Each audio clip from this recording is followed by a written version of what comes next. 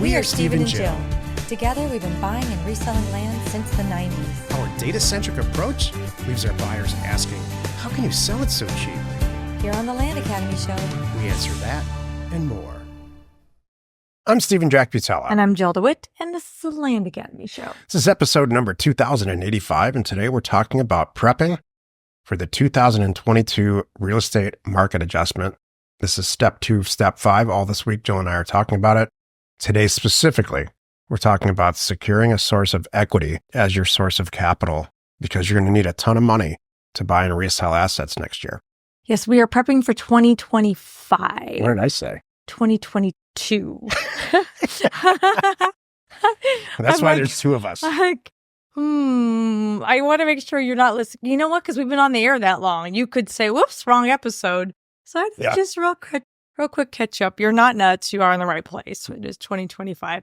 And this is 2024 right now as we're recording this. So in case anyone's confused, I'm here. You know, in 2026, we'll probably still be on the air and you can go back and say, those guys were totally wrong. Oh, They thought all this stuff was going to happen in 2025 and it was just peaches and cream. Everything went great. Yep. I don't think so. Everything tripled Yeah. in value and everyone could afford all of it. Yep. It And- went to an and affordability bread- level. And bread and gas is $8 a gallon. No biggie. And bread is now $42. And we got this. I have to intervene here because you just opened this door. Oh, no, sorry. Half the world wants their property to go up in value I know. and half the world wants affordable housing. It's always half. Yeah. Half the world wants all the property to rent for $400 or $500 a month. And the people who are renting the property to you want their properties to triple every year in Understood. value. It's crazy. If you would like to start a riot in a neighborhood bar, talk about these topics. Oh, gosh. Doesn't matter what town you're in. You're right. This week, all week, as I said, we're prepping for the 2025 real estate price adjustment and reduction and trying to help you get set up to make some dough. Each week on the show, we answer a question from our Land Academy member Discord forum, and we take a deep dive into land-related topics by popular request. Let's take a question. Today, Michael wrote, I'm scrubbing a mailer and find that there are over 400 properties with a no mailing address for that owner. When I spot check the properties in ParcelFact, there's a mailing address, which is weird because I thought ParcelFact gets its data from DataTree. Oh. Usually there are a few missing addresses, but this county is about 20% of all the properties. Has anyone come across this before? Has anyone figured out an automated way to add the mailing addresses back in? Well, shucks. Yeah, so here's the deal. There's a very strong possibility you're pulling data from DataTree in Idaho or Ohio. Idaho specifically has a tremendous amount of missing mailing addresses. Idaho is also a do not contact, do not mail state. And for some reason, it's always been like this my entire career. Since I've been pulling data, I've been disappointed and ultimately have moved on from ever sending mail to Idaho for this exact reason. I don't know why the assessors there, they don't want to provide ownership data. Is it against the law? Probably. It is how it is. I would just move on if I were you. Well, it's funny. So ParcelFact actually is a different data source. So my other thoughts are, I want to make sure, Michael, you're checking all the columns. It could be tucked in there. It's not. It's not. Never mind. ParcelFact is a site that Jill and I created. Excuse me. Because you know why? Out of frustration, I'm like, I want to it's mail good. Idaho.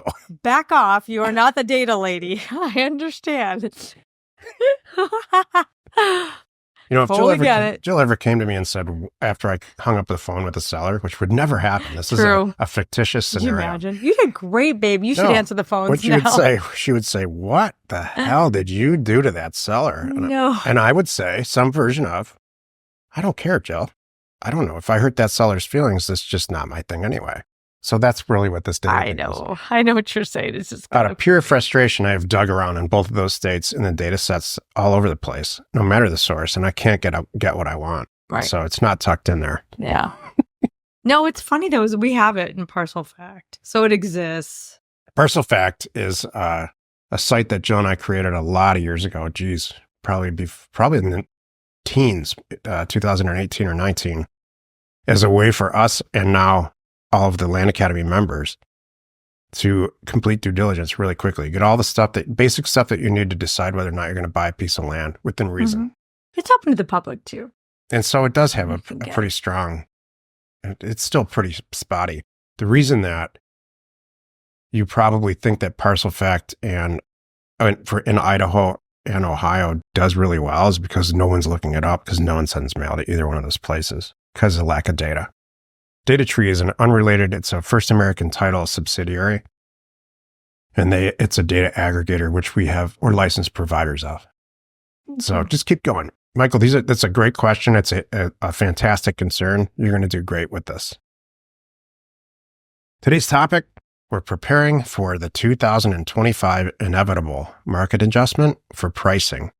And today we're specifically talking about securing equity as a source of capital before you go out and find a bunch of real estate to buy. I was going to say about this, if you're in Land Academy, you can call this part done. That's what I was going to say. This is the shortest episode ever. Yeah. If you are a member of Land Academy, that's why we started Land Academy. Jill and I didn't start Land Academy in 2015 or 14 or whatever it was, so that we could collect money and make money educating people. We did it to find equity partners, and man, mission accomplished. I don't think there's anything we couldn't finance with a partner in an equity format, any property. Yeah. Or fund. Basically, what you're looking for here when we talk about a source of capital, not go get a loan, not get a home equity line of credit. Don't take out a card. Don't put all your stuff together. We're not talking about anything like that. It's reaching out within your community, wherever you are, and looking for partners and people with dough that when you find these amazing deals, they are there and willing and available, understand what you're doing, and happy to fund your deals. That's it. So what I was talking about within Land Academy, we do it all the time. We do it personally, and then all the members, we have there's always somebody sitting on too much dough, or they'll come up with the dough for the right deal and make sure it gets funded. That's the bottom line. Let me drive this point home. When I was young, I'll start with a little anecdote. When I was a young professional aged person, the idea I had when I was banging my chest, because of course I was way smarter than everybody then, banging my chest saying, I'm a commercial real estate broker. I'm going to make a bunch of money with commissions. I'm going to save it all. And I'm going to personally invest my own money into all these deals, and I'm going to get rich. And all of that's probably wrong. And then I felt bad about it. Well, I'm not making enough money. So I was constantly feeling bad about my own performance. Here's the deal. This is how it really works. You have two ways. If you take anything from this episode, please take this is the takeaway. There are exactly two ways to raise capital for you to make money in real estate. Number one, debt, which Jill just mentioned, and never do that. Never take on debt. It will eventually bite you, especially now. Mortgage rates are so high and interest rates. Two, equity. Jill finds an amazing deal in a sea of properties, let's say houses, that you are buying in a zip code where every property is, for academic purposes, buying and selling for about $500,000.